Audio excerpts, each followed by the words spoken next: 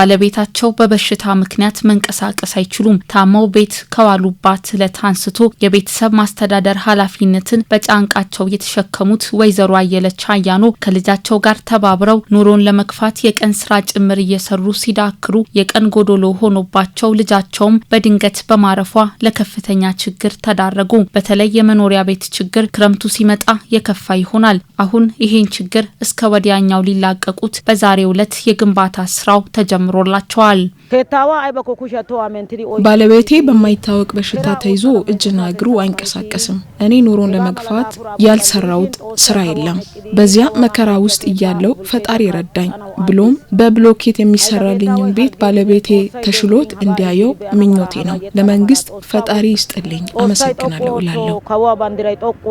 በሌላ በኩል አቶ ማሞ ማዴቦ የወላይታ ሶዶ አይነ ስውራን ማህበር ምርት ማዕከል ዋና ስራ አስኪያጅ ናቸው። በከተማችን የሸክላ ጡብ ስራን ሲሰሩና ተፈላጊ የሆኑ ምርቶችን ለግንባታ ፍጆታ ሲያቀርብ የቆየው የወላይታ ሶዶ አይነ ስውራን ማህበር ምርት ማዕከል ለበርካቶች የስራ እድልን የፈጠረ መሆኑን ይናገራሉ። በዚሁ የክረምት በጎ ፈቃድ አካል የሆነው መራግብርም አካል ጉዳተኞች ሰርተው መለወጥ እንደሚችሉ ማሳያ የሆነውን ተግባር ይደግፋል ተብሏል። አይነ ስውራን ሰርተው እንዲኖሩ ኑሯቸውን እንዲመሩ ሀገሪቱን እንዲረዱ ከጥገኝነት ነፃ ሆነው የቤተሰብ ጥገኛ ሳይሆኑ የሀገሪቱ ጥገኛ ሳይሆኑ በልማት እጅግ በጣም ተሻሽለው እንዲኖሩ ማየት ነው። የከተማ ከንቲባም እንዲረዳን በተለያየ ጊዜ የጠየቅንበት ጊዜ አለ።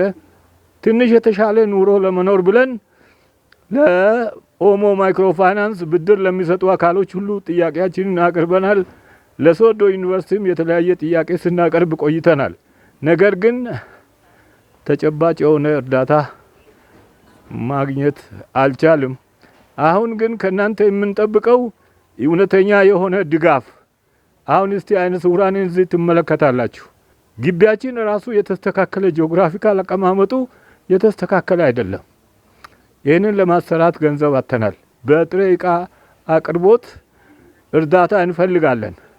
በበጀት ድጋፍ እንፈልጋለን። ቀጣይነት ያለው የበጎ ፈቃድ ስራና ለበርካቶች የስራ እድል የፈጠረውን የወላይታ ሶዶ ከተማ አይነ ስውራን ማህበር ምርት ማዕከል የማጠናከርና የመደገፍ ስራ በቀጣይነት በትኩረት እንደሚሰራ የወላይታ ሶዶ ከተማ የመንግስት ዋና ተጠሪ ረዳት ፕሮፌሰር ዘገየ ጳውሎስ ተናግረዋል። ግቢውንም ቶፖግራፊውም አጥማሙ ቅድም እንዳሉት ምቹ አይደለም።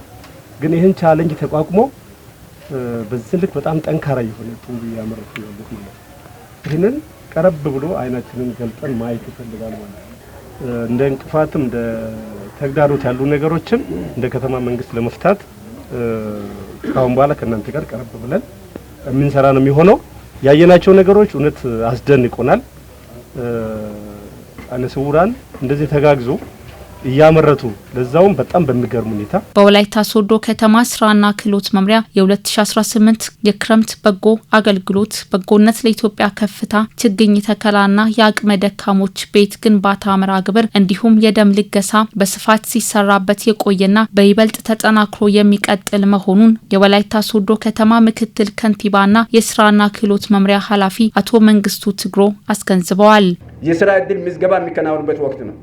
ስለዚህ ተመራቂዎች ትምህርታቸውን ጨርሰው አሁን የቤት የገቡ ስለሆነ የኛ ስራ ማዕከል አስተባባሪዎችም ከናንተ ጋር ኢንተርፕራይዝ ባለሙያዎችም ስራና ክህሎት ስለሚሄዱ ስራ ጥልየታ ላይ እንዲታገዙ ነው። ይሄ ቁልፍ የክረምት ስራ ነው።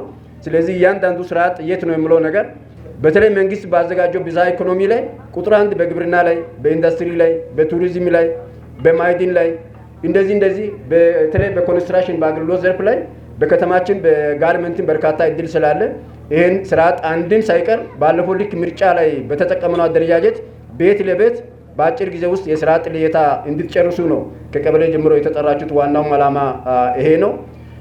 ሁለተኛው 205 አመራር በወር 200 ብር ብቻ ተሰጣላችሁ። 40 ሺህ ብር ነው የሚሆነው።